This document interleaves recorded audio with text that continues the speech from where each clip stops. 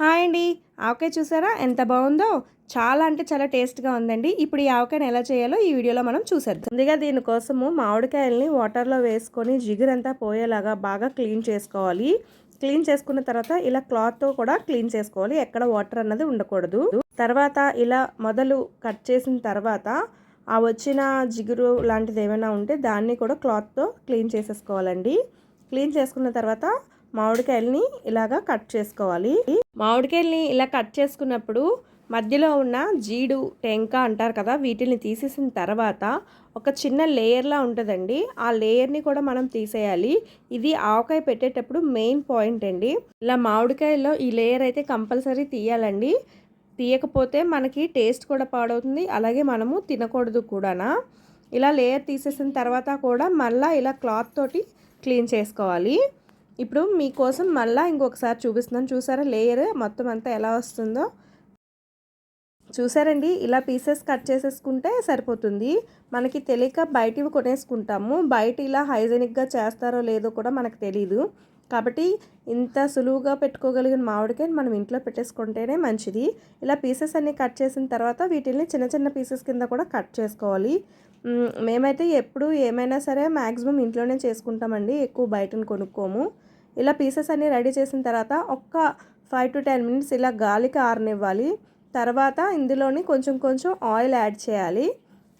కొంచెం కొంచెం అంటే ఒక 1/2 లీటర్ వరకు ఆయిల్ యాడ్ చేసేసుకోవాలి.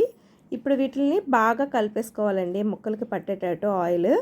ఈ ఆయిల్ ముక్కలకి ఇంకే లోపు మనము బెల్లం వేసుకుంటామండి. దాన్ని ఇక్కడ మనం తరిగి పెట్టుకుందాము. బెల్లాన్ని ఇలా తరిగి పెట్టుకుంటే ఈజీగా కరిగిపోతుందండి. ఇక్కడ మేమైతే 10 మామిడికాయలకి కేజీ బెల్లం తీసుకున్నామండి. మీరు కొంచెం స్వీట్ తక్కువగా తింటాం, స్పైసీగా కావాలి అనుకుంటే బెల్లం తగ్గించుకోండి. ఇలా ముక్కలకి ఆయిల్ పట్టేసిన తర్వాత ఇక్కడ మేమైతే దోసెట్ల లెక్కన చెప్తున్నాము. ఒక 3 దోసలు ఆవపిండి, అలాగే 3 దోసలు కారం వేసాము. మీకు ఓటు ఎక్కువగా కావాలి అనుకుంటే ఇంకొక దోసట ఆవపిండి యాడ్ చేసుకోవచ్చు. అలాగే 3 దోసెట్లతో ఉప్పుని, సాల్ట్ని యాడ్ చేసామండి. అంటే చాలామందికి డొక్కులు లెక్క లేదంటే కేజీల లెక్క ఉంటుంది. కాకుండా ఇలా అయితే ఎవరైనా సరే ఈజీగా పెట్టేసుకోవచ్చు కదా అని మేము దోసెల లెక్క చెప్పాము, కప్పుల లెక్క కాకుండానా. అలాగే ఇక్కడ మనము ఆల్రెడీ తురిమి ఉంచుకున్నాం కదండి కేజీ బెల్లము, ఆ కేజీ బెల్లాన్ని కూడా వేసేసి బాగా కలుపుకోవాలండి. ఇలా బాగా కలుపుకున్న తర్వాత ఇందులోకి కొంచెం మరలా ఆయిల్ యాడ్ చేయాలి. ఆయిల్ యాడ్ చేసిన తర్వాత దీని మీద మూత పెట్టేసి 3 days వరకు ఓపెన్ చేయకూడదండి. ఇలా ఓపెన్ చేయకుండా ఉంటే మనం వేసిన బెల్లము అలాగే సాల్ట్ బాగా కరిగి వాటర్ అంతా బయటకు వస్తుంది. ఇప్పుడైతే మేము దీన్ని క్లోజ్ చేసేసి పెట్టేస్తున్నాము. 3 days తర్వాత మనకి ఆవకాయ చూడండి ఇలా ఉంది. ఇప్పుడు వీటిని మనము పీసెస్ వేరేగా అలాగే వాటర్ వేరేగా ఎండలో బాగా ఆరబెట్టుకోవాలి. 3 days or 4 days. అప్పుడు మనకి వాటర్ అంతా దగ్గరికి అయిపోయి ఇలా ఆవకాయ రెడీ అయిపోతుంది.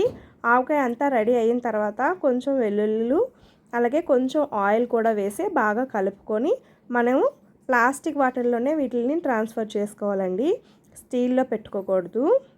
అంతే అండి, మన టేస్టీ స్వీట్ ఆవకాయ రెడీ అయిపోయినట్టే. చూసారా ఎంత ఈజీయో? మీరు ఈ వీడియోని చూసి ఆవకాయని ప్రిపేర్ చేసేసుకోండి. చాలా అంటే చాలా బాగా వస్తుంది. మా పిల్లలు అయితే అస్సలు వదలట్లేదు. మేము పెట్టిన ఆవకాయ అయితే ఈ బాక్స్ నిండా వచ్చింది. ఇంకెందుకండి లేటు, మీరు కూడా ఆవకాయ పెట్టడం స్టార్ట్ చేయండి.